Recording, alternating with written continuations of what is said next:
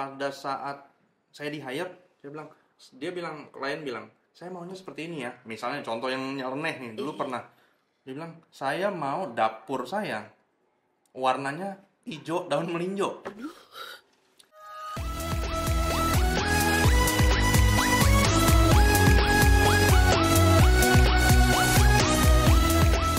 Halo semuanya, selamat datang di Stema Talks Alumni. Podcast kali ini menghadirkan kisah inspiratif dari para alumni Stella Maris School BSD.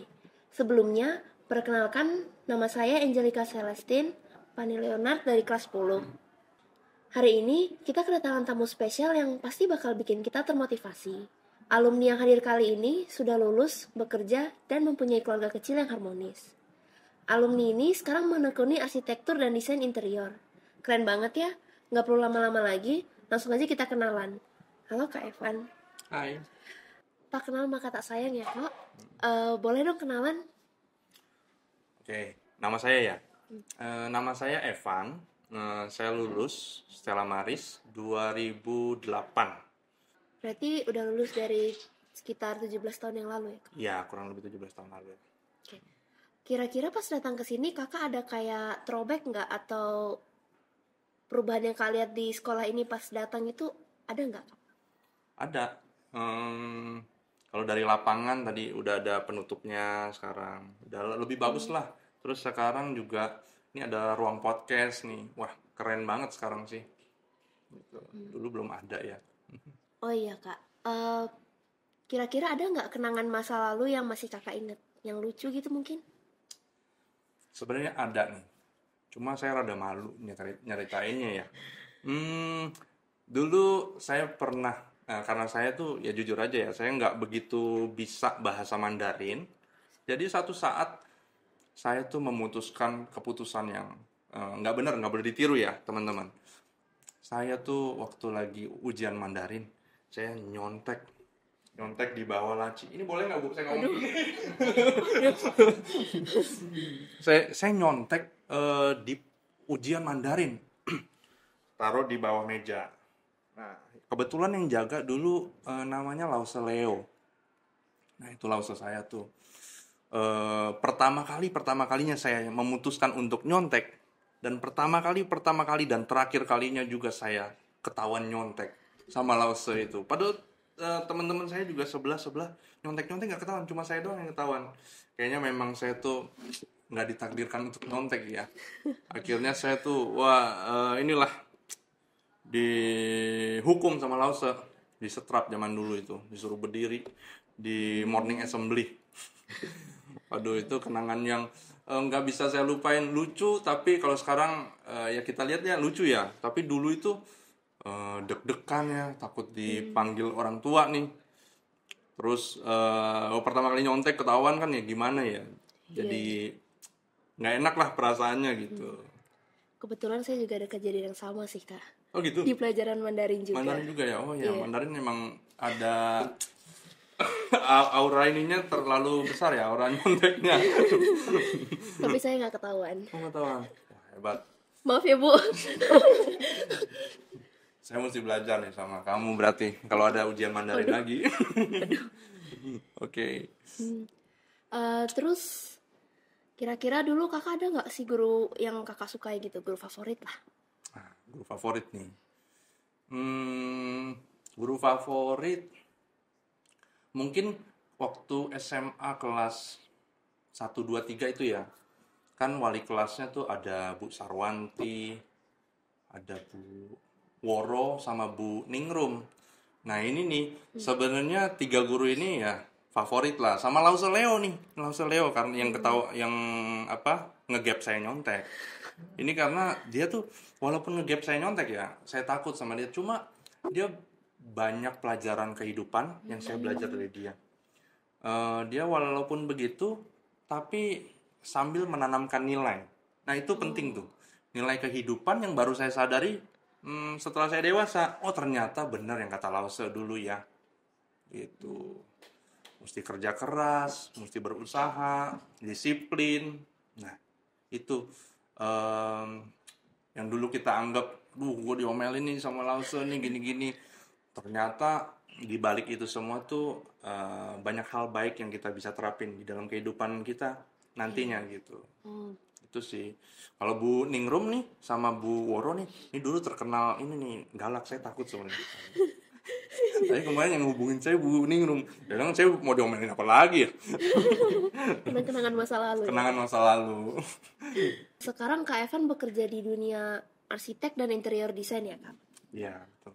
Boleh dong Kakak cerita apakah dunia yang dikerjakan ini sudah disukai sejak masa SMA atau baru atau udah dari lebih lama lagi?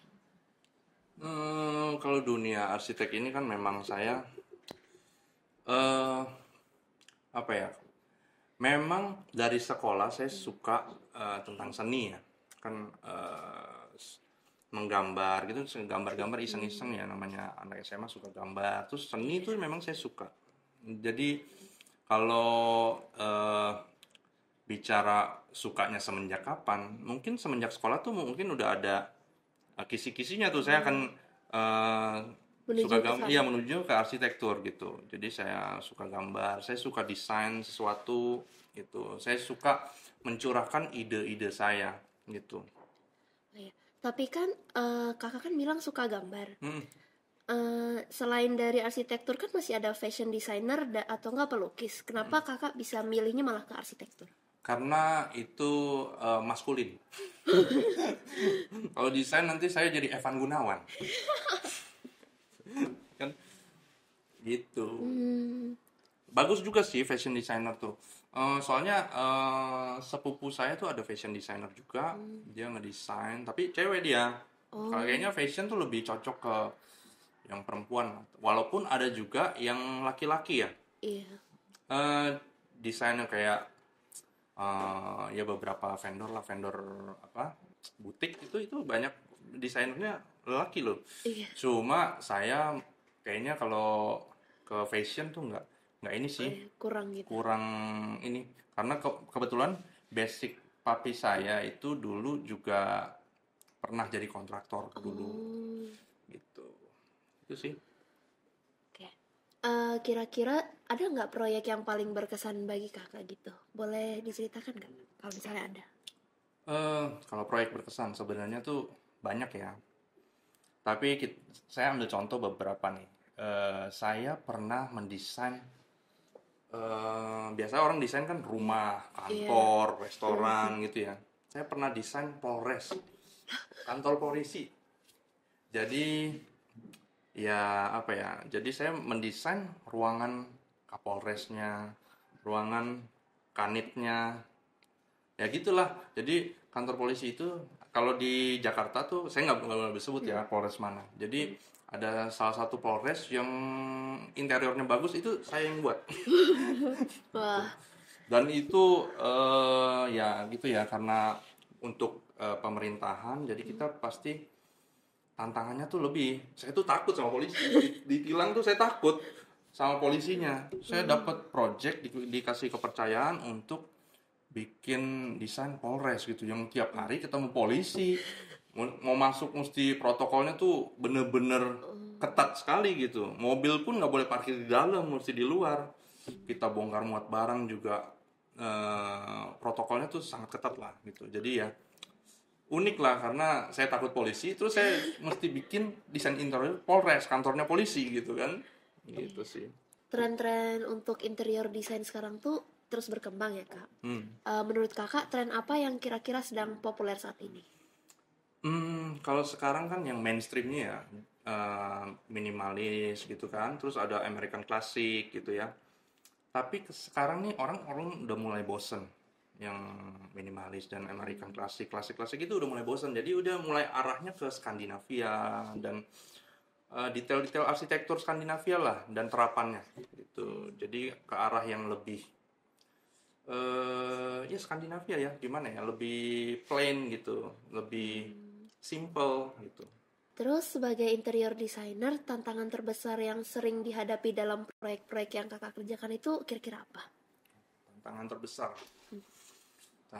tantangan terbesar gini.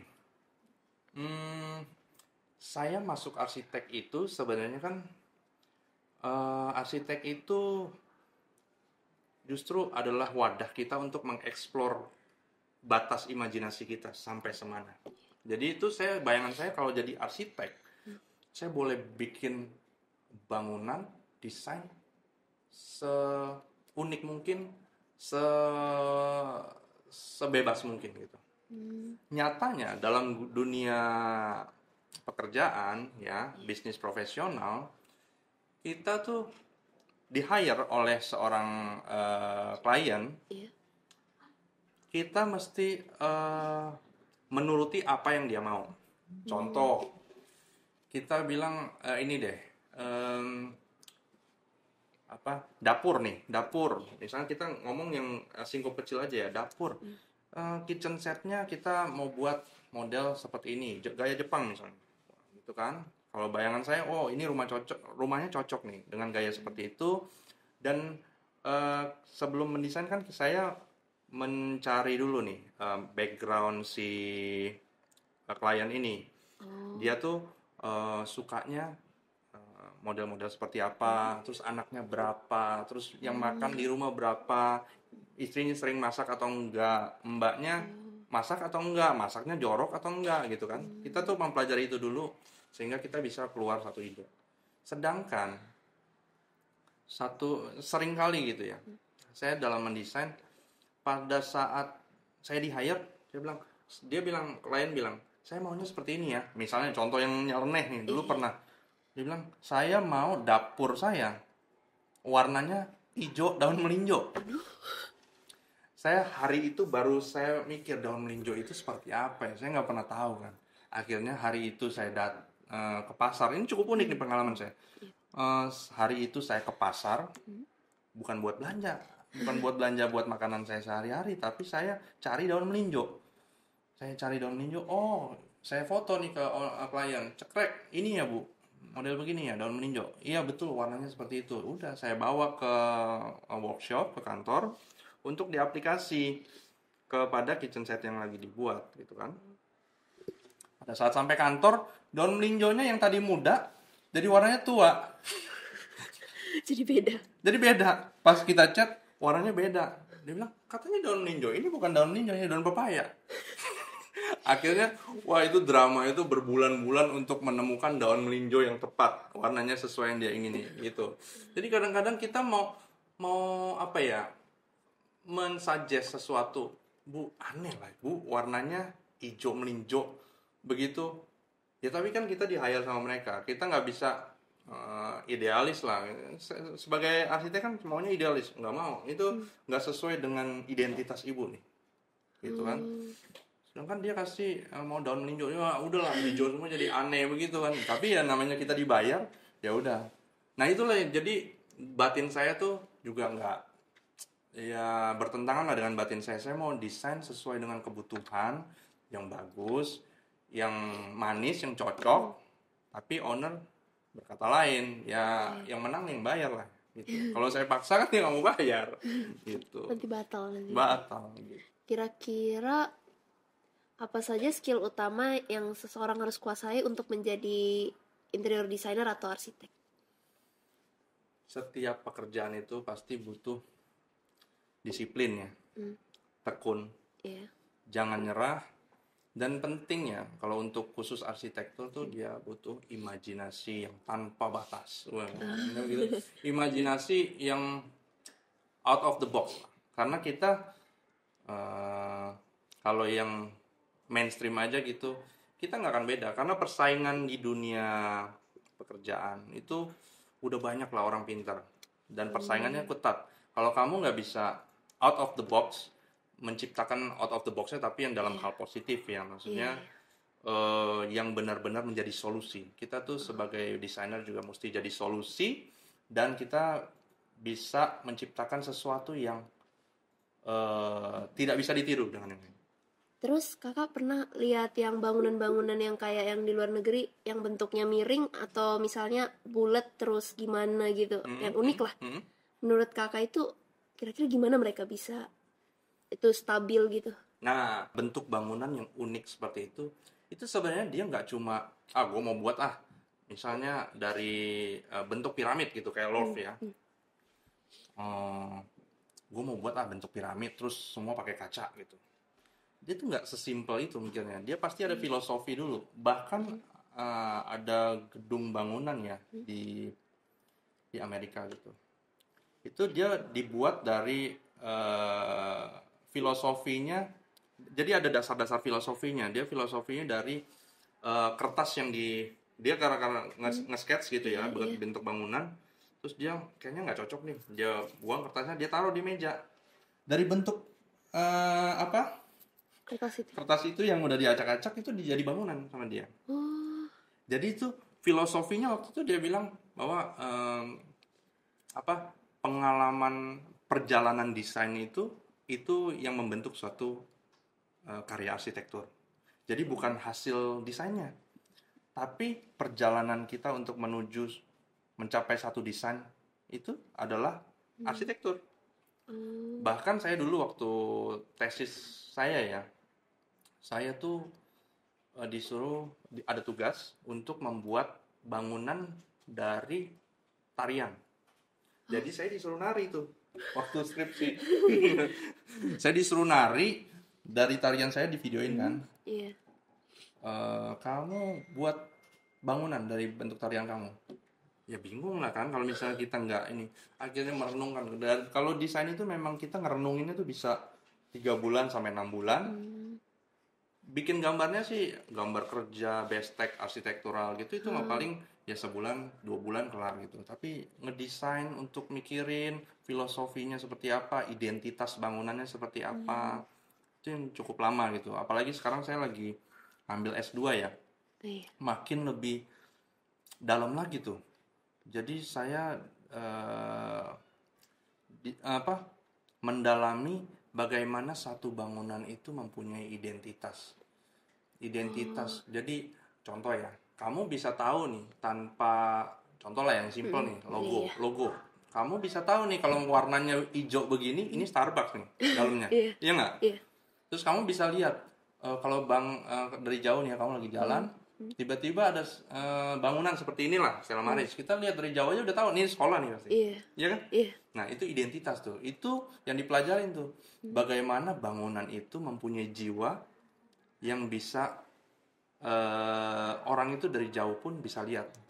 Oh, ini bangunan sekolah. Oh, ini bangunan pemerintah. Oh, ini Starbucks. Oh, ini McD. Gitu. Tanpa ada lambangnya. Dengan warnanya aja, dengan bentuknya, dengan karakteristik tertentu, orang bisa tebak gitu.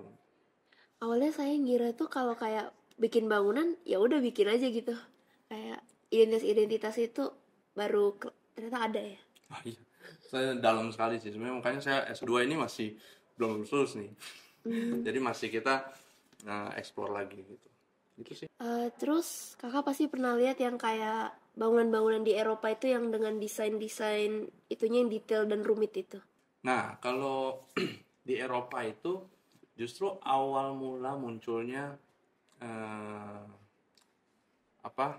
masa-masa dulu ada yang namanya Amerika klasik, terus barok dan lain-lainnya tuh. Nah, Eropa itu tipe profilnya itu adalah barok dan gotik ya. Jadi makanya kenapa profilnya itu ngejelimet, bisa bikin patung-patung yang malaikat lah, patung setan lah, terus singa lah, dan itu awalnya dari Eropa tuh. Nah, dia memang zaman dulu membuat itu dengan filosofi. Misalnya gambar singa ya, misalnya bentuk singa. Itu dia sebagai penjaga, biasanya ada di gedung-gedung pemerintahan gitu. Jadi penjaga lah gitu. Oh, baik. Bagaimana pendidikan di Stella Maris berkontribusi dalam perjalanan karir kakak? Oh, ya, namanya perjalanan kehidupan ya. Saya bersyukur ya, dulu pernah bersekolah di sini. Karena di sini tuh nggak cuma diajari tentang pelajarannya matematik dan lain-lainnya. Kita diajari nilai-nilai. Itu penting. Dalam kehidupan itu penting itu nilai-nilai dan value kita menjalani kehidupan. Di sini tuh saya banyak belajar ya, termasuk dari guru-guru.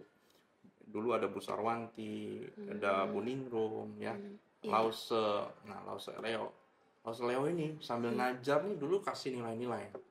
kamu mesti disiplin, kalau enggak kamu belangsak nanti gede. Walaupun keras ngomongnya ya, Iya. tapi dulu kita ngerasa, oh kok gini banget sih, saya diomong kayak gini, jangan-jangan nih gue wah ini ya gedenya gimana lagi gitu kan. Tapi nilai-nilai itu setelah saya dewasa, mulai dewasa dalam perjalanan kehidupan, kita mulai tahu, mulai sadar lagi diri mainnya gitu. Oh, ya dulu si Lause Leo pernah ngomong ini nih benar ya gitu ya. Oh. Jadi nilai-nilai itu yang kadang secara nggak langsung membangun hidup saya, menjadi bagian dalam perjalanan kehidupan saya, menjadikan saya seperti sekarang ini gitu. Berarti kalau belum ngalamin apa yang mereka katakan, kita bakal ngerasa pasti kayak diomelin deh sama mereka iya. ya. Jadi dulu saya juga sama, kayak mungkin kamu ngerasain gitu. Dulu ngerasainnya diomelin terus nih, buat apa sih ngomelin saya nih? Padahal jangan-jangan saya tuh memang disentimenin sama guru. Padahal guru itu kalau ngomong kasih nilai gitu ya, walaupun dengan tegas, tapi itu dia pasti buat kebaikan kita. Pasti nggak ada guru yang nyelakain anak-anaknya gitu. Lause tadi saya sempat ngobrol, saya bingung ya. Lause bilang, saya bangga sama kamu. Padahal dulu ngomong, Fong, kamu nyontek kamu ya, gini-gini. Waduh, saya sakit hati kan dulu kan. Tapi sekarang waktu dia ngomong gitu, ternyata Lause tuh bangga sama saya ya. Secara ya itu ya seneng gitu ya. Ternyata tuh Lause sayang sama saya dulu ya. Itu ngasih tahu saya itu sayang ya. Gitu. Jadi kalau diomelin guru, jangan sakit hati. Justru thank you Bu ya. Nanti kamu akan thank you nih, ke depannya pasti akan thank you nih. Kamu masuk kuliah, ya masuk kerja, thank you banget bener-bener. Karena kamu kan sekolah itu adalah rumah kedua kamu, gitu ya. Kamu dididik berjalan kehidupan tuh banyak juga di sekolah, selain di rumah, gitu. Jadi banyak pelajaran yang kamu akan dapat di sekolah. Jadi serap sebanyak-banyaknya. Iya. Gitu. Kebetulan kemarin Lause juga sempet suka pamerin murid-muridnya yang sudah lulus gitu. Iya. Siapa yang pamerin? Kakak salah satunya yang terakhir kali kakak sih pamerin sama Lause. Padahal saya bilang ya dulu ya sama Lause, sama Bu Ningrum. Aduh, kenapa saya yang diundang Bu? Itu banyak yang lain, yang hebat-hebat itu. Saya tuh dulu itu loh, nyontek loh Bu. Nah, Lause lupa kali saya nyontek ya. Ternyata Lause bilang, saya masih ingat kalau dulu kamu nyontek tadi bilang gitu. Lause masih ingat ya. Oh iya, oke Lause. Gitu. Nggak apa-apa. Salah itu wajar. Namanya juga lagi belajar. Salah itu justru salah nggak apa-apa. Salah itu mesti terjadi biar kamu belajar. Terakhir, sebagai alumni Stella Maris yang sukses di bidang interior desain dan arsitektur, kira-kira ada nggak pesan-pesan untuk teman-teman yang masih ingin mengejar mimpi menjadi? Asal kamu punya mimpi ya, kejar sungguh-sungguh, serius, disiplin, tekun ya, serius kejar, karena segala sesuatu yang kamu mimpiin, benar-benar sungguh-sungguh kamu mimpiin, pingin, itu bisa kamu capai, karena masa depan itu sungguh ada dan harapan itu tidak akan pernah hilang. Gitu. Baik. Wah, seru banget ya obrolan kita hari ini Kak Evan. Makasih banyak udah sharing, benar-benar inspiratif. Buat kalian yang dengerin, semoga podcast ini bisa menjadi motivasi buat kalian untuk terus mengejar impian kalian. Nantikan STEMA Talks Alumni episode 4 ya. Akan banyak kisah inspiratif dari para alumni Stella Maris School. Buat yang tertarik untuk lebih tahu banyak tentang Stella Maris School, silakan follow sosial media Stella Maris School. Ada Instagram @stellamaris.sch. Ada YouTube STEMA TV. Dan di TikTok juga ada Stella Maris School. Dan kunjungi website kami www.stellamaris.sch.id.